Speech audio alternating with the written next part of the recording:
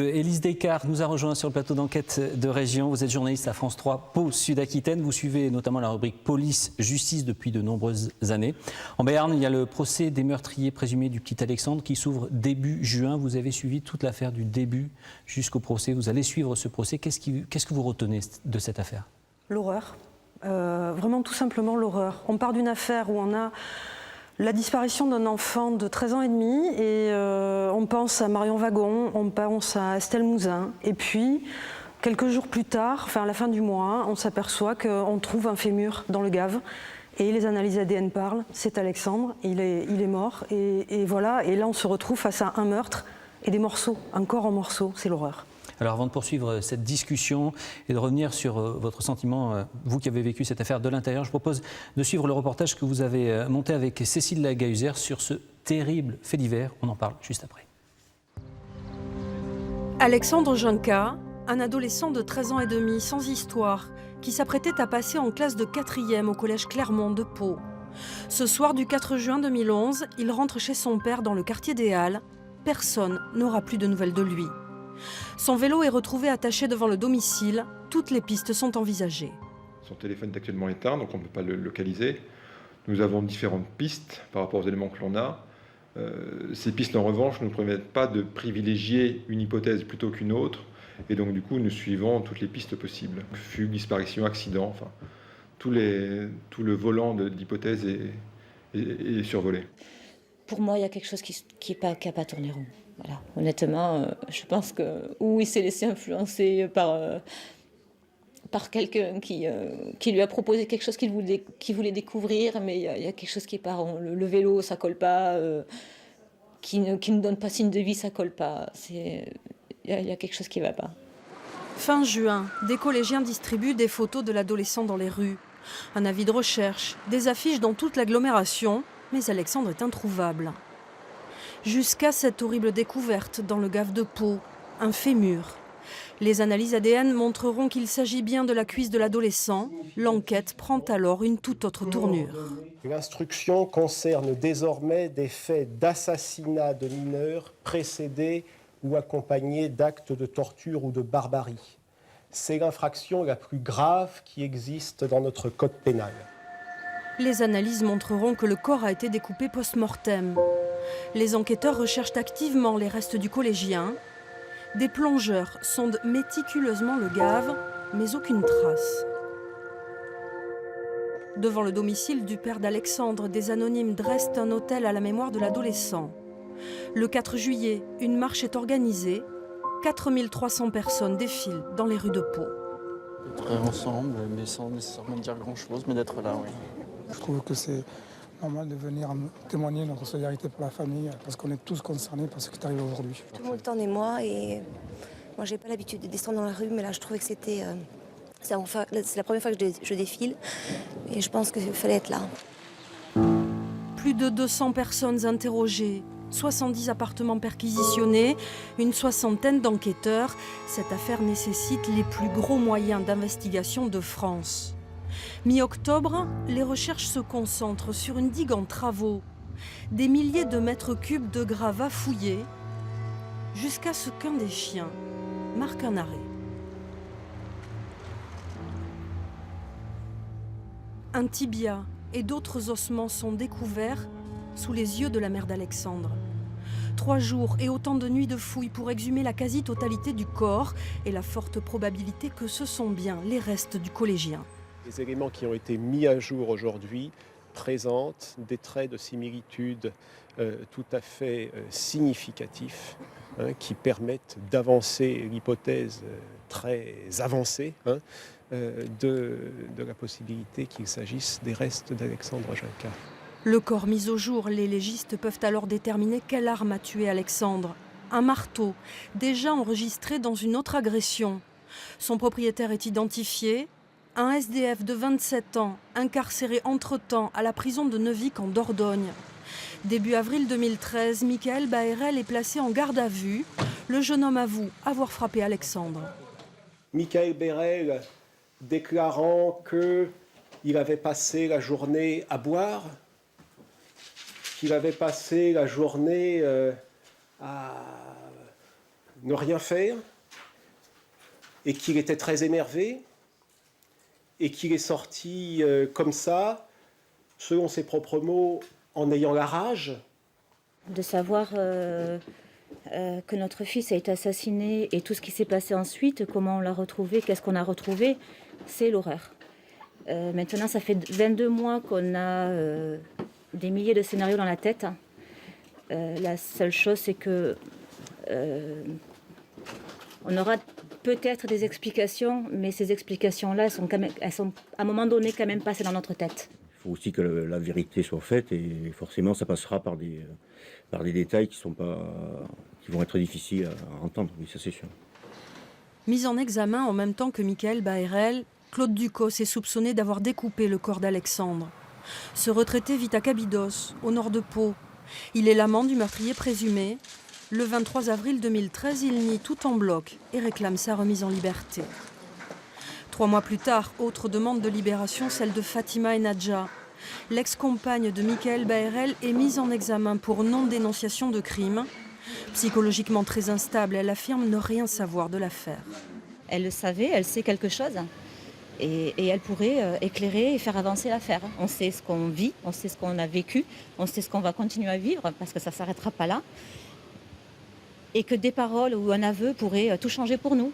Mais en décembre 2013, Fatima Enadja fait des révélations. Elle aurait entendu des hurlements et vu Alexandre dans la cave de son immeuble. Le 11, les enquêteurs se rendent sur place, mais rien ne prouve qu'elle dit la vérité. Beaucoup de zones d'ombre subsistent dans cette affaire. Alexandre est-il mort sur le coup? Et surtout, que s'est-il passé entre le soir de son agression et le 15 juin, date de l'immersion de son corps? On sait maintenant où les coups ont été portés, dans quelles conditions. Ce que l'on ne sait pas, c'est quelles ont été leurs conséquences. Puisque sur le plan médico-légal, il n'y a rien dans le dossier, rien dans les expertises qui soit clair de ce point de vue-là. Donc là, il y a des investigations encore à réaliser. L'arrestation en juin 2014 d'un autre marginal permet d'y voir plus clair. Christophe Camille est le premier à avoir agressé Alexandre pour lui voler son portable. C'est quelqu'un de fragile, c'est quelqu'un qui a une personnalité avec des troubles importants. Il faudra très certainement d'ailleurs encore d'autres expertises psychiatriques pour savoir ce qu'il en est réellement. C'est quelqu'un qui ne va pas très bien dans sa tête. Quelques jours plus tard, la reconstitution du crime sous escorte policière et en présence des prévenus et de la famille d'Alexandre ne permet pas de dissiper les doutes. Chacun campe sur ses positions.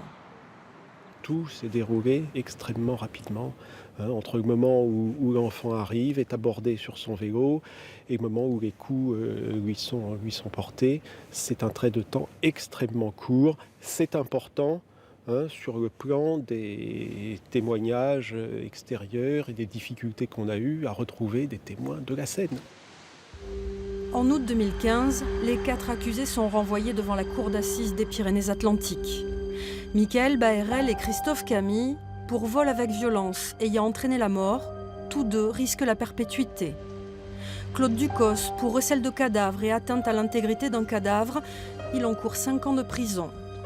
Et Fatima Enadja, pour non-dénonciation de crime et recel de cadavre, elle risque 3 ans d'emprisonnement. Le procès s'ouvrira le 7 juin prochain. Élise Descartes, vous suivrez ce procès. Revenons sur cette enquête. Elle met très longtemps à avancer. Pour quelle raison ? Parce qu'au départ, on ne sait pas qu'on est sur un meurtre, on est sur une disparition. On découvre le fémur, là on sait qu'on est sur un meurtre, mais il faut découvrir le reste du corps. On ne sait pas comment il a été tué, on sait seulement qu'il a été découpé post-mortem. Donc il a fallu attendre la disparition d'Alexandre, c'est le 4 juin, il a fallu attendre le mois d'octobre pour découvrir le corps. Et à ce moment-là, les légistes ont pu travailler, on a pu savoir. Il y a ce mot laissé dans le registre de condoléances qui donne la puce à l'oreille à certains enquêteurs en tout cas. C'est ça, tout à fait. Il y a un mot qui dit « Je connais ceux qui t'ont fait ça ». Signé Mika B. Donc un enquêteur de la PJ se plonge là-dessus et s'aperçoit que dans le milieu des SDF, il y a un Michael Baërel. Mais on ne va pas plus loin, car on ne sait pas comment a été assassiné Alexandre Janka. Et tout le monde se renvoie la balle. C'est-à-dire que c'est assez compliqué. On est sur une affaire où les gens gens ne parlent pas.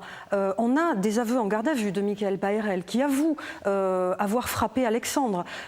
Christophe Camille a été découvert assez tard sur dénonciation, qui lui est le premier à avoir agressé Alexandre pour lui voler son portable. Claude Ducos, depuis le début, sa stratégie, Claude Ducos, celui qu'on appelle le chasseur. Tout à fait, c'est un retraité qui est un chasseur de Cabidos dans le nord de Pau. Et depuis le début, il dit, sa stratégie, c'est « je n'ai rien à voir dans cette affaire, je n'ai pas pu faire ça ». Oui, sauf qu'il y a certains indices qui l'impliquent fortement. Alors, c'est-à-dire que le dossier est quand même assez chargé. Il y a le bornage téléphonique. Son téléphone a été repéré le lendemain. Michael Baërel l'a appelé la nuit du meurtre. Le lendemain, son téléphone a été borné autour des Halles, le soir où le corps a été immergé. Et sa voiture, il s'est débarrassé de sa voiture, il a acheté la même et il a gardé les plaques. On entend la force de sa maman, de son papa, le message. Auront-ils des réponses le 7 juin ? C'est ce qu'on espère tous.